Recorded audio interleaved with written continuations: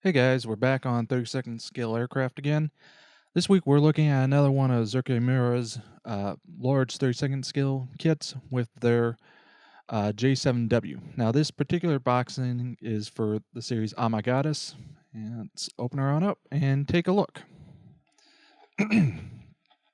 Now the main difference between this kit and the base release comes down to a added sheet of decals and a couple other odds and end parts.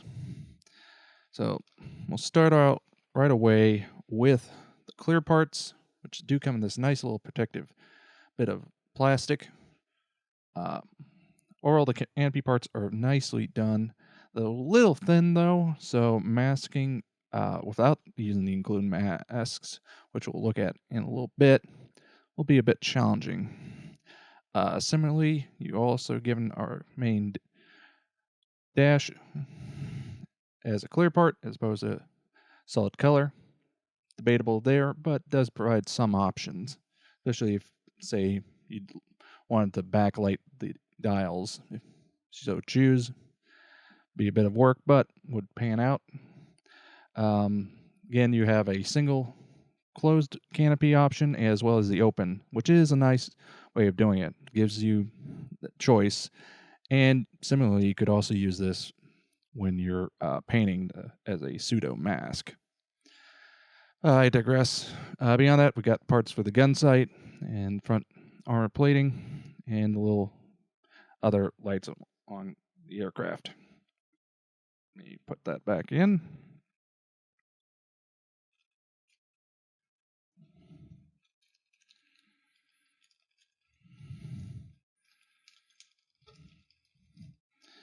Now, moving on to the next sprue, we have our main single piece underwing.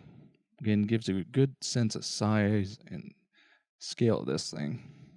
And thankfully, they molded the rudders as separate parts, so you will need to add those on, but it does make initial assembly a lot simpler.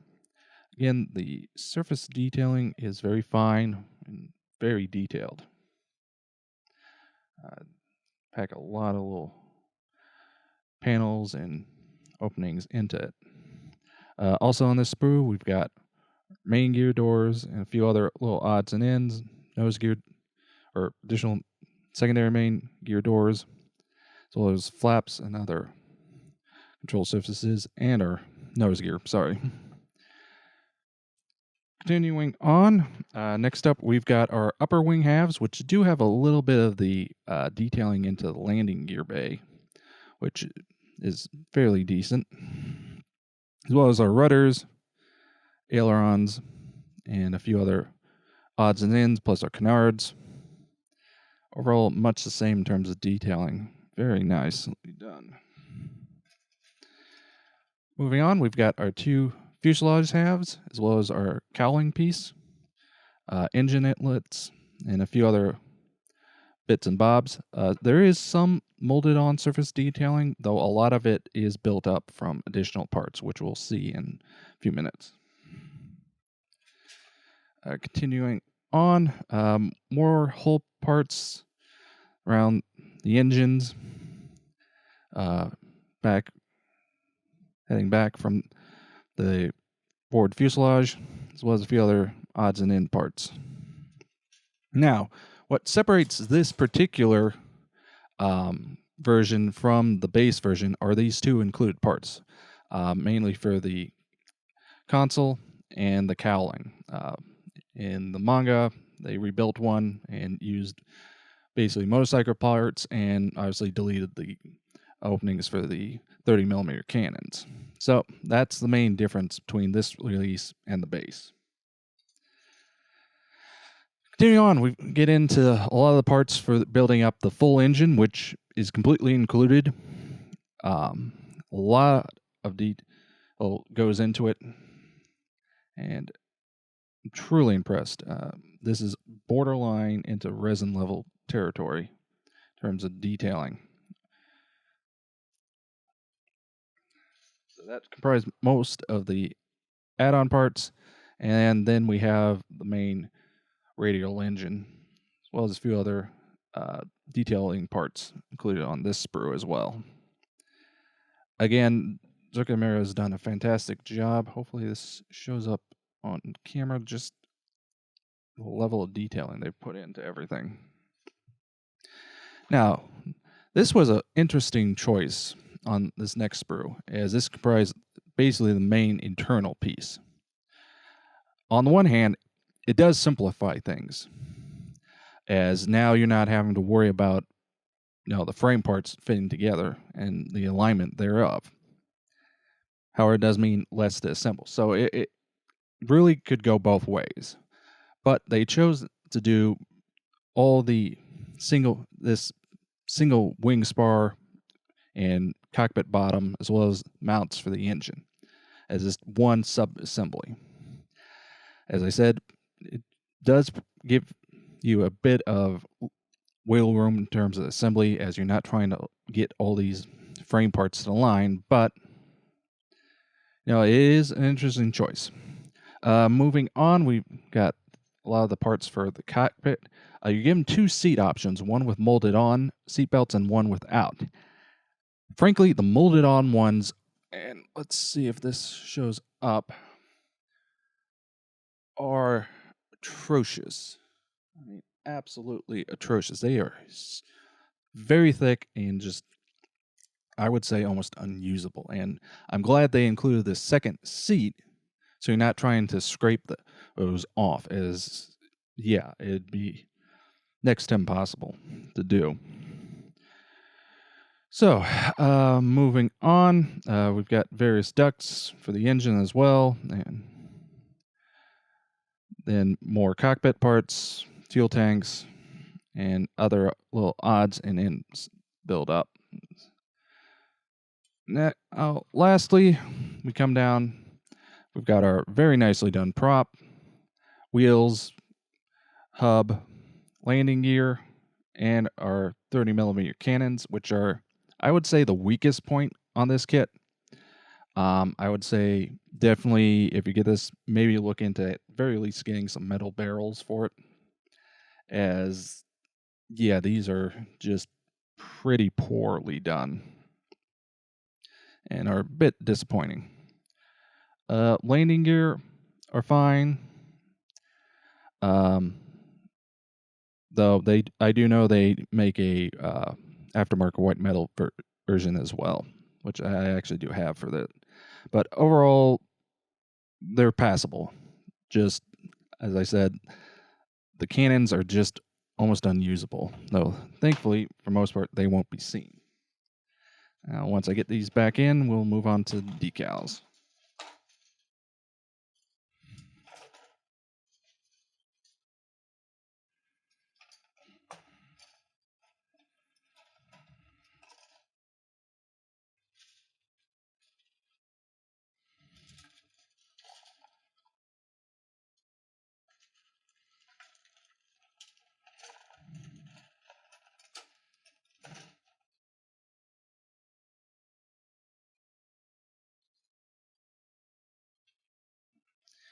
Now, for the base kit, you're given the single sheet of decals for both the engine panel as well as all markings and whatnot.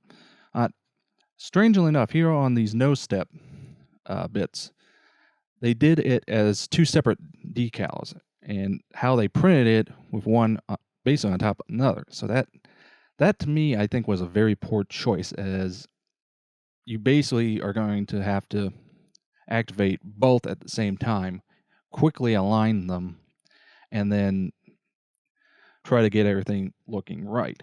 So that's, to me, is a very poor choice in planning. I really preferred had they done it separate.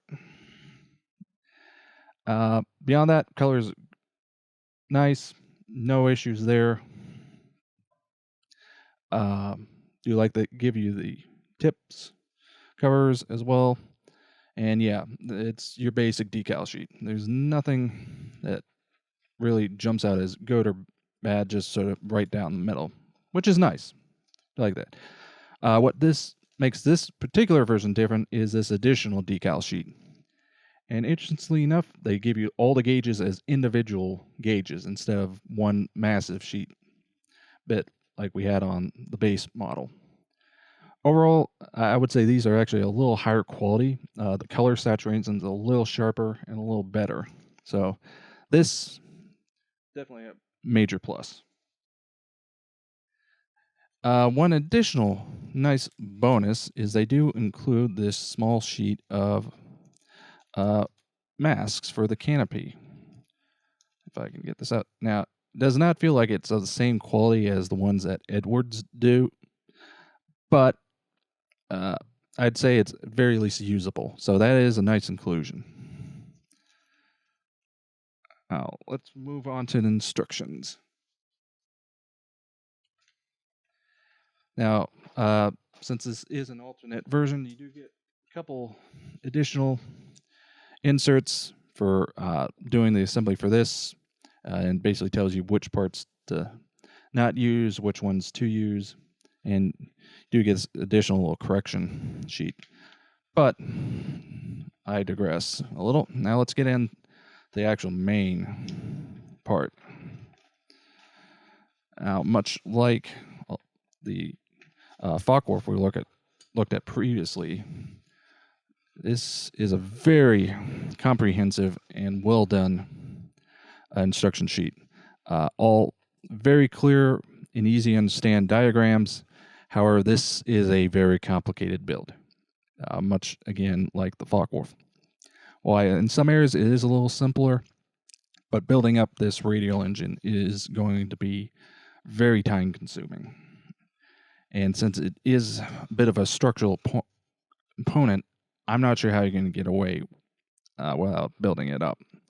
I do think there's some areas you might be able to omit and get away with, but unfortunately, I do think you're going to have to build up most of it. Obviously, once that's done, we then move into the cockpit. Lots of small details and very informative on build sequence. They do a very good job of breaking down the full assembly in a very smart and easy to follow manner. There's just a heck of a lot of detail that you're going to have to be building up. Again, getting into the cannons, and with this version, thankfully you do get to omit them. But if you're building the standard version, the instructions for that, moving into mating the wings together, and assembly of the fuselage, the engine compartment, for closing everything up, and then getting to painting, then landing gear, as well as control surfaces, rudders, ailerons, flaps, and finally the prop. They only give you a single marking option since only two were actually built. However, obviously, having this additional option does change things up a little. So overall, I do think this is another typical kit for Zoukei-Mura. I do feel it's a little simpler than the Fockworth was. I think they did a few things smarter on this one than they did on the earlier Fockworth, though I think this was also made earlier than the Fockworth, so they may have chosen to simplify things for this first kit and made things a little more complicated down the road. Also different types, so there's, I would say, some debate there as to which would be easier. But overall, I think it's a good kit. Definitely not a kit I would say for someone's first kit.